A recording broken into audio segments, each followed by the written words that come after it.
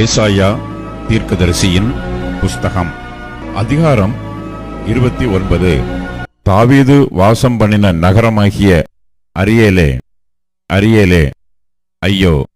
வருஷா வருஷம் பண்டிகைகளை அனுசரித்து வந்தாலும் அரியேலுக்கு இடுக்கம் உண்டாக்குவேன். அப்பொழுது துக்கமும் சலிப்பும் உண்டாகும். அது எனக்கு அரியேலாகத்தான் இருக்கும். உன்னை சூழ பாளையமிறங்கி உன்னை தெற்றுகளால் முற்றுகை போட்டு உனக்கு விரோதமாக கொத்தளங்களை எடுப்பிப்பேன். அப்பொழுது நீ தாழ்த்தப்பட்டு தரையிலிருந்து பேசுவாய். உன் பேச்சு பணிந்ததாய் மண்ணிலிருந்து புறப்பட்டு உன் சத்தம் அஞ்சனம் பார்க்கிறவனுடைய சத்தத்தைப் போல் தரையிலிருந்து முணுமுணுத்து உன் வாக்கு மண்ணிலிருந்து கசுகுசென்று உரைக்கும். உன்மேல் வருகிற அந்நியரின் திரள் பொடித்தூள் அத்தனையாகவும் பலவந்தரின் திரள் பறக்கும் பதர்கள் அத்தனையாகவும் இருக்கும். அது திடீரென்று சடிதியாய் சம்பவிக்கும். இடிகளினாலும் பூமி அதிர்ச்சியினாலும் பெரிய இரைச்சலினாலும் பெருங்காற்றினாலும் புசலினாலும் பட்சிக்கிற அக்கினி ஜுவாலையினாலும் சேனைகளின் கர்த்தராலே விசாரிக்கப்படுவாய்.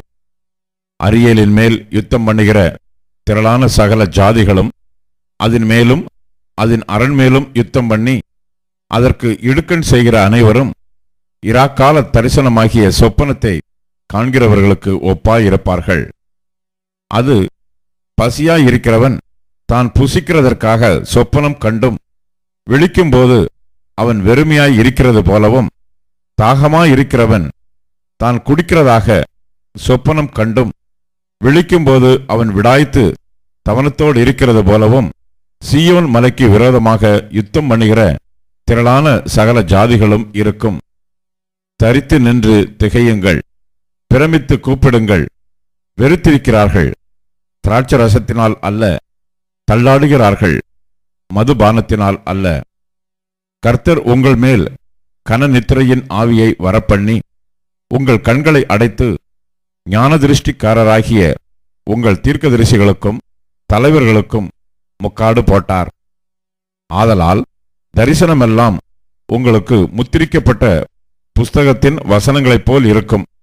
வாசிக்க அறிந்திருக்கிற ஒருவனுக்கு அதை கொடுத்து, நீ இதை வாசி என்றால் அவன், இது என்னால் கூடாது, இது முத்திரித்திருக்கிறது என்பான். அல்லது வாசிக்க தெரியாதவனிடத்தில் புஸ்தகத்தை கொடுத்து, நீ இதை வாசி என்றால் அவன், எனக்கு வாசிக்க தெரியாது என்பான். இந்த ஜனங்கள் தங்கள் வாயினால் என்னிடத்தில் சேர்ந்து தங்கள் உதடுகளினால் என்னை கனம் பண்ணுகிறார்கள்.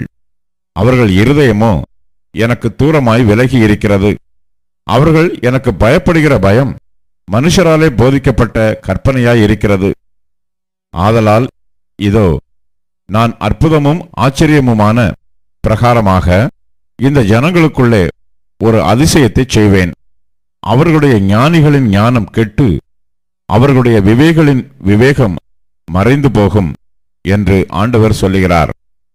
தங்கள் ஆலோசனையை கர்த்தருக்கு மறைக்கும்படிக்கு மறைவிடங்களில் ஒளித்து தங்கள் கிரியைகளை அந்தகாரத்தில் நடப்பித்து, நம்மை காண்கிறவர் யார், நம்மை அறிகிறவர் யார் என்கிறவர்களுக்கு ஐயோ! ஆ, நீங்கள் எவ்வளவு மாறுபாடுள்ளவர்கள்! கொயவன் களிமண்ணுக்கு சமானமாக எண்ணப்படலாமோ? உண்டாக்கப்பட்டது தன்னை உண்டாக்கினவரை குறித்து அவர் என்னை உண்டாக்கினதில்லை என்றும், உருவாக்கப்பட்டது தன்னை உருவாக்கினவரை குறித்து அவருக்கு புத்தி இல்லை என்றும் சொல்லத்தகுமோ? இன்னும் கொஞ்ச காலத்தில் அல்லவோ லீபனோன் செழிப்பான வயல்வெளியாக மாறும். செழிப்பான வயல்வெளி காடாக எண்ணப்படும். அக்காலத்திலே செவிடர் புஸ்தகத்தின் வசனங்களை கேட்பார்கள். குருடரின் கண்கள் இருளுக்கும் அந்தகாரத்துக்கும் நீங்களாகி பார்வையடையும். சிறுமையானவர்கள் கர்த்தருக்குள் மிகவும் மகிழ்ந்து, மனுஷரில் எளிமையானவர்கள் இஸ்ரவேலின் பரிசுத்தருக்குள் களி கூறுவார்கள்.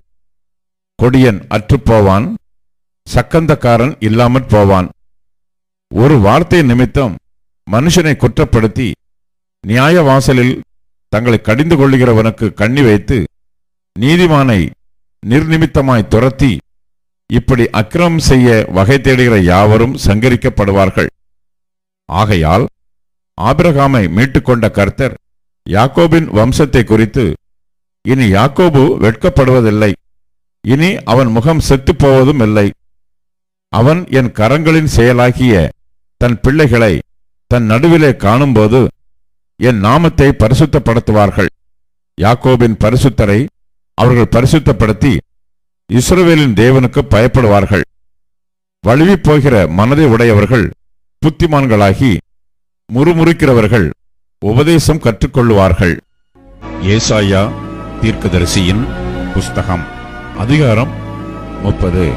பாவத்தோடே பாவத்தை கூட்டும்படி என்னை அல்லாமல் ஆலோசனை பண்ணி என் ஆவியை அல்லாமல் தங்களை மூடிக்கொள்ள பார்க்கிறவர்களும் என் வாக்கை கேளாமல் பார்வோனின் பலத்தினாலே பலக்கவும் எகிப்தின் நிழலிலே ஒதுங்கவும் வேண்டும் என்று எகிப்துக்கு போகிறவர்களுமாகிய முரட்டாட்டமுள்ள புத்திரருக்கு ஐயோ என்று கர்த்தர் சொல்லுகிறார்.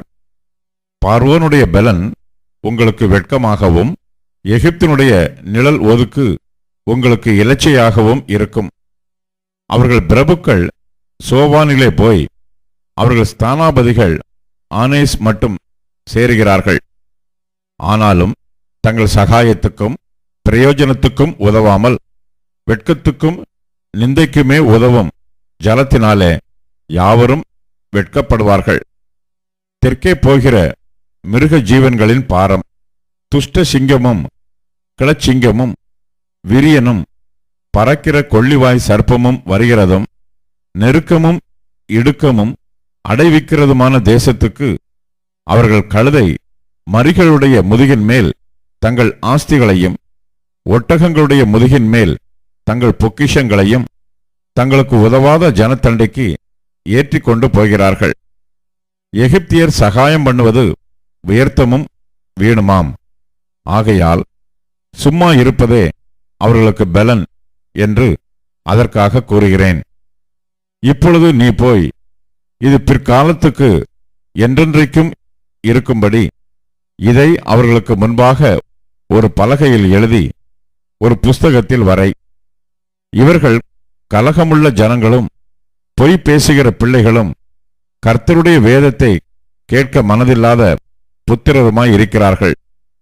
இவர்கள் தரிசனக்காரரை நோக்கி தரிசனம் காண வேண்டாம் என்றும் ஞானதிருஷ்டிக்காரரை நோக்கி யதார்த்தமாய் எங்களுக்கு தரிசனம் சொல்லாமல் எங்களுக்கு இதமான சொற்களை உரைத்து மாயமானவைகளை திருஷ்டியுங்கள் என்றும், நீங்கள் வழியை விட்டு பாதை நின்று விலகி இஸ்ரவேலின் பரிசுத்தரை எங்கள் முன்பாக இராமல் ஓய பண்ணுங்கள் என்றும் சொல்லுகிறார்கள்.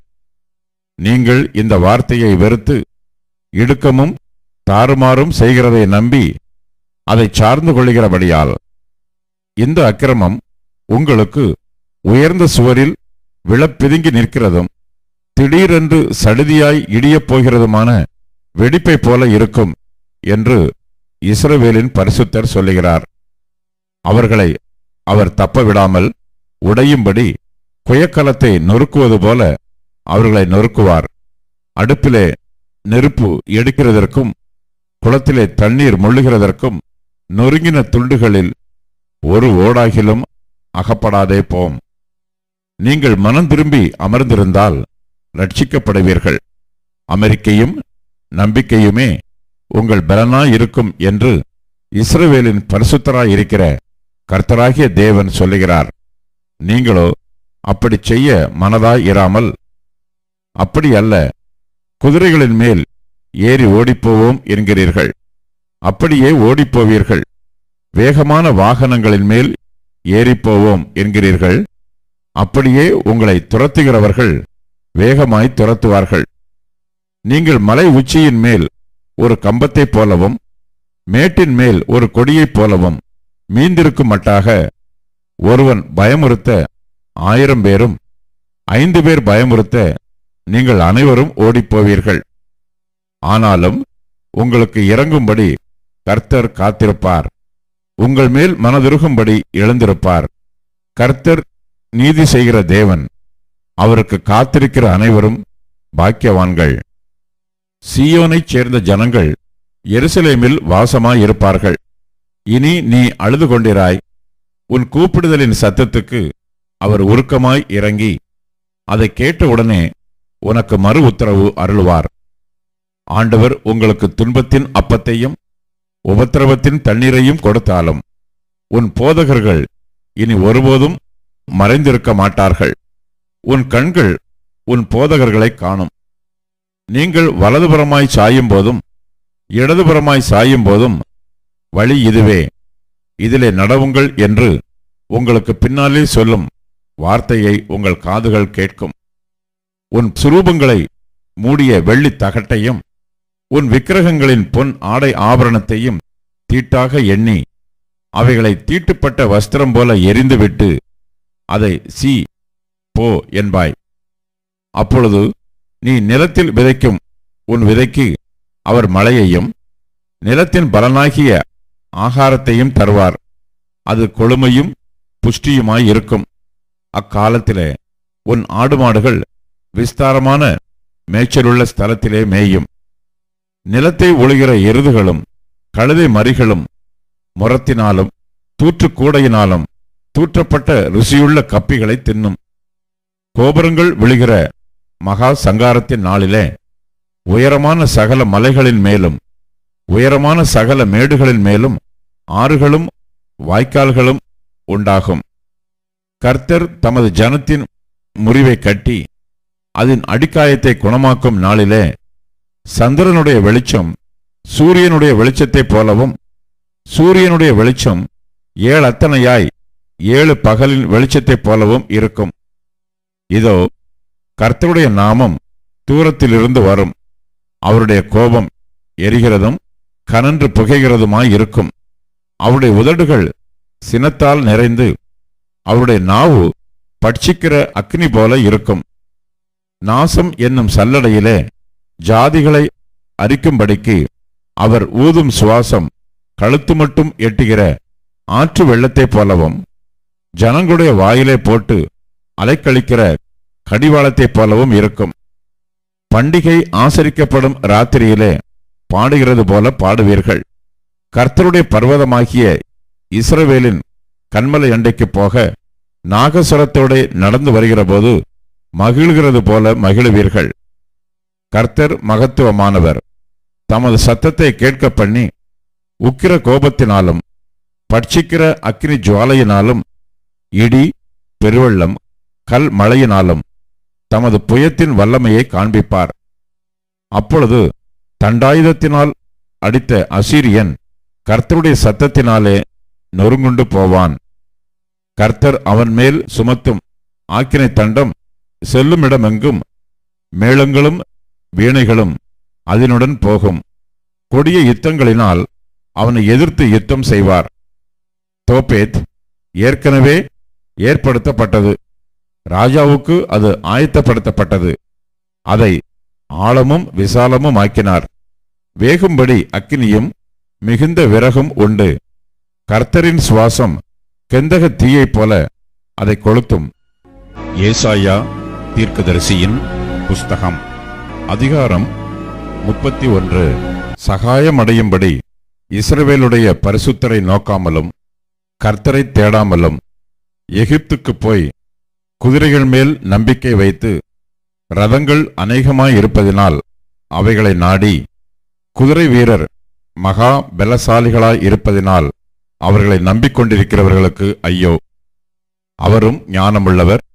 அவர் தம்முடைய வார்த்தைகளை மறுக்காமல் தீங்கு வரப்பண்ணி தீமை செய்கிறவர்களின் வீட்டுக்கும் அக்கிரமக்காரருக்கு சகாயம் செய்கிறவர்களுக்கும் விரோதமாக எழும்புவார். எகிப்தியர் தெய்வம் அல்ல, மனுஷர்தானே. அவர்களுடைய குதிரைகள் ஆவி அல்ல, மாம்சந்தானே. கர்த்தர் தமது கரத்தை நீட்டுவார். அப்பொழுது சகாயம் செய்கிறவனும் இடறி சகாயம் பெறுகிறவனும் விழுந்து அனைவரும் ஏகமாய் அழிந்து போவார்கள்.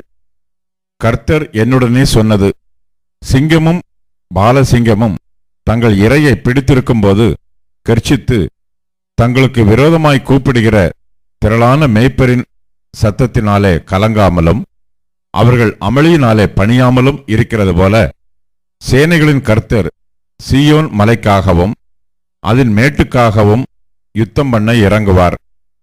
பறந்து காக்கிற பட்சிகளைப் போல சேனைகளின் கர்த்தர் எருசலேமின் மேல் ஆதரவாக இருப்பார். அவர் அதை காத்து தப்ப பண்ணுவார். அவர் கடந்து வந்து அதை விடுவிப்பார். இஸ்ரவேல் புத்திரரே, நீங்கள் முற்றிலும் விட்டு விலகினவரிடத்தில் திரும்புங்கள். உங்களுக்கு பாவமாக உங்கள் கைகள் செய்திருந்த வெள்ளி விக்கிரகங்களையும் பொன் விக்கிரகங்களையும் உங்களில் ஒவ்வொருவரும் அக்காலத்திலே வெறுத்து விடுவீர்கள். அப்பொழுது வீரனுடைய பட்டயம் அல்லாத பட்டயத்தாலே அசீரியன் விழுவான். நீசனுடைய பட்டயம் அல்லாத பட்டயமே அவனை பட்சிக்கும். அவன் பட்டயத்துக்கு தப்ப ஓடுவான். அவன் வாலிபர் கலைந்து போவார்கள். அவனுடைய கண்மலை பயத்தினால் ஒளிந்து போம். அவர்களுடைய பிரபுக்கள் கொடியைக் கண்டு கலங்குவார்கள் என்பதை சீயோனில் நெருப்பையும் எருசலேமில் சூளையையும் உடைய கர்த்தர் சொல்லுகிறார். திவ்ய வாசகனாகிய யோவானுக்கு வெளிப்படுத்தின விசேஷம். அதிகாரம் 11. பின்பு கைக்கோலுக்கு ஒப்பான ஒரு அளவுகோல் என்னிடத்தில் கொடுக்கப்பட்டது. அப்பொழுது தேவதூதன் நின்று என்னை நோக்கி, நீ எழுந்து தேவனுடைய ஆலயத்தையும் பலிபீடத்தையும் அதில் தொழுது கொள்கிறவர்களையும் அளந்து பார். ஆலயத்திற்கு புறம்பே இருக்கிற பிரகாரம் புறஜாதியாருக்கு கொடுக்கப்பட்டபடியால் அதை அளவாமல் புறம்பாக்கி போடு.